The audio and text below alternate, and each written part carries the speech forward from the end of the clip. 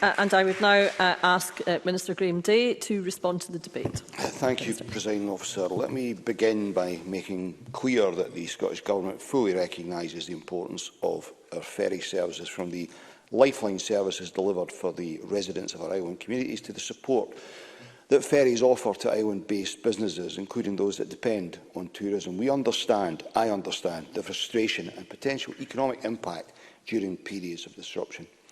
Regarding the recent issues on the Clyde and Hebrides service, I want to make it clear that we absolutely get that these issues were unacceptable to island communities. Now, whilst every effort is made to avoid breakdowns, it's impossible to completely remove the risk of this happening in technically complex vessels, and yes, some elderly vessels.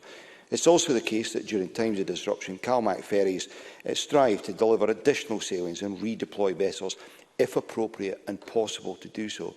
But when the impacts cannot be fully mitigated, then I totally understand the anger felt by those directly impacted. And I can assure you that I remain focused on the underlying issues around resilience on the ferry network, and that we are working closely with operators in this regard. And I think Kenny Gibson made a very good point about communications. I think islanders will accept at times that things happen, but I don't necessarily accept that the operator has always been as on point as they might have been in terms of communication, and I do hope we're starting to see some improvement in that regard. Now, to help these issues, the Scottish Government established a resilience fund in 2018-19 to invest in ferry services to ensure future reliability and availability of vessels. This funding is over and above the annual expenditure for maintenance and repairs and assists to ensure future reliability and availability of vessels. And it can be invested in securing spare parts that have long lead-in times, but equally it can be used to replace obsolete systems to avoid vessels going out of service, and we continue to invest on this basis. Additionally, CalMac has now established a long-term yard strategy. These contracts allow for closer working relationships between CalMac and the respective yards, improved planning of overhaul work, improved remedies against delays and incentives for continuous improvement. And CalMac are confident, and I expect this to be delivered, that the contracts will see a tangible benefit for island communities, delivering more resilient ferry services whilst we pursue the replacement programme. It has been a challenging summer, with additional operational demands on top of continued impacts of COVID.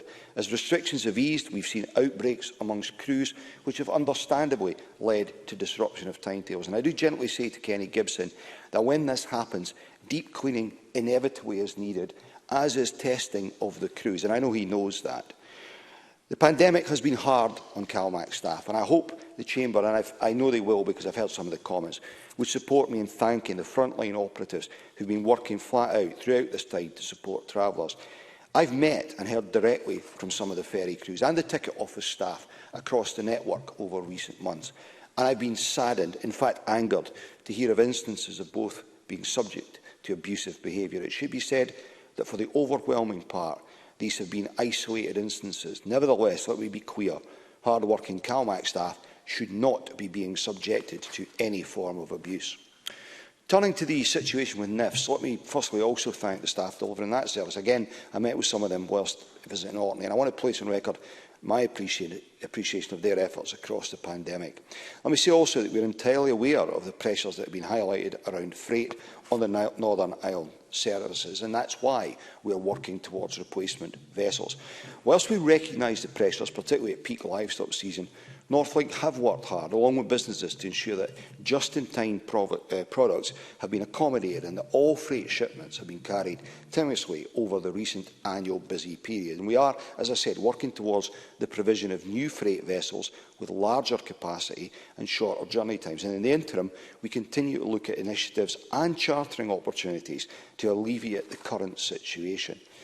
Turning to the construction and procurement of ferry vessels in Scotland, my predecessor took part in a debate on this topic in February, highlighting the range of actions that we are committed to take towards continuous improvement. My colleague, the Cabinet Secretary for Finance and Economy, has been keeping the Net Zero Energy and Transport Committee up to date on the progress with the vessels currently under construction at Ferguson's and which sit within her remit. I've also recently written to the committee to provide an update on actions taken to improve ferry procurement. Katie Clark. The Minister, I have been asking the Ferguson Marine Management if I could visit the yard for a number of months Ms Clark, your microphone's not on. You might want to start again with your card in. Thank you.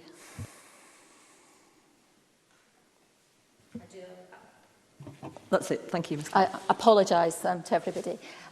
I have been asking Ferguson Marine Shipyard Management for a number of months if I could visit to hear their side of the story. They're much criticised, and there's a great deal of public money obviously involved in this project. I understand it may be that they don't want to just facilitate a visit for one MSP, but I believe other MSPs also would be interested in visiting. Would he give support to us in visiting the shipyard to find out more about what's happening with these contracts? Minister. Officer, as the member knows, the responsibility in this area sits with my colleague Kate Forbes, but I'm happy to pass that request on to her. Building on lessons learned, CMAL are the procuring authority of new vessels for the ferry networks has strengthened processes to include additional diligence and independent verification of the financial standing and ability to deliver of preferred bidders. Financial monitoring will continue to be undertaken prior to any contract award and continued at appropriate stages throughout the contract period. CMAL have also committed to obtaining further support from independent technical consultants to work alongside their experienced in-house team when undertaking technical assessments during the procurement process. And that responds to the REC Committee report. These actions and others are now embedded in the approach on new procurements.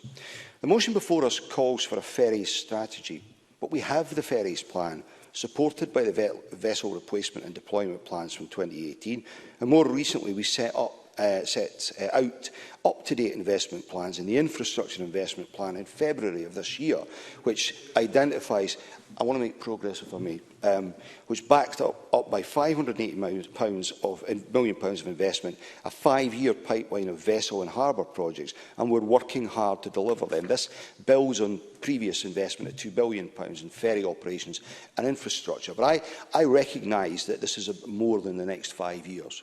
This is going to have to be a much more long-term approach, and that is what we're committed to delivering. We're actively moving forward with delivery, showcased by the commitment to a second new Isla vessel, which demonstrates our determination to add resilience to the fleet as a whole, including through the consequent redeployment of the Finlagan, which bringing benefits elsewhere in the network. And that will be in addition to the Gwen Sannox and the sister ship 802. Significant process. I will. Liam MacArthur. I'm very grateful to the Minister for taking the intervention. He's referred to the ferry plan, which I know exists, but I also know that it makes very clear how the internal ferry services in Orkney fall significantly below those minimum standards. He's referred to the additional vessels being added on the West Coast. Can he update the Chamber on what progress is being made to ensure that the services in Orkney, upon which my constituents are reliant, do meet at least those minimum standards, if not better? Minister. Well, I want to come to that in a minute. As I said, the progress has been made on the Gurrick, Dunoon, Kilcreggan vessel project and the small vessel replacement programme.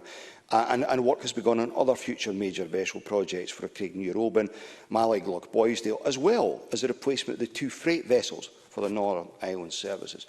Now, members are right to hold ministers to account for shortcomings in the ferry network that we are responsible for. But equally, they need to recognise that responsibility for inter-island ferries lies with the relevant local authorities.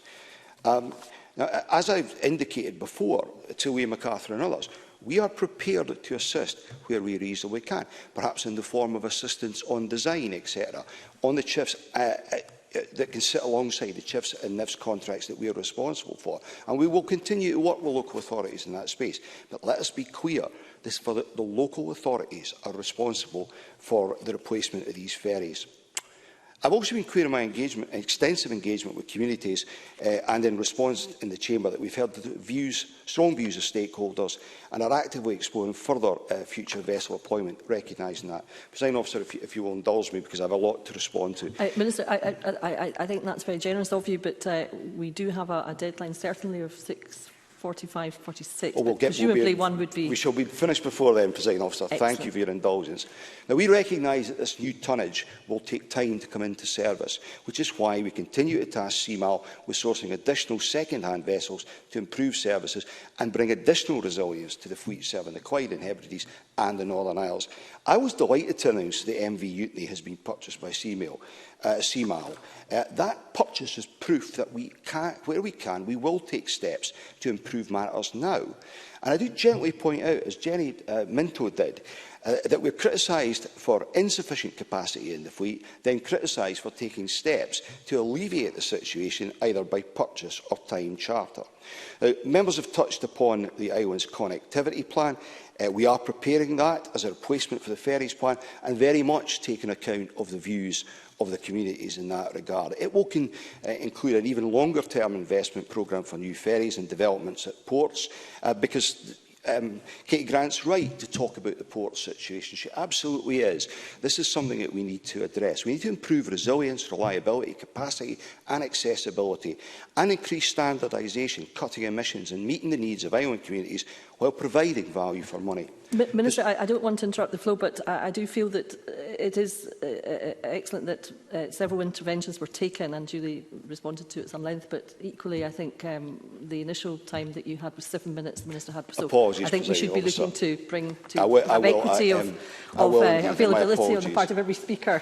Thank you. So I just want to finish by highlighting the fact that there have been improvements of late. The purchase of the Utney, measures around school minibuses, the thorny issue of motorhome carriage and enhancing the role of the Communities Board. I think that refutes the idea that either I or my officials are arrogant when it comes to responding to reasonable suggestions and asks from communities.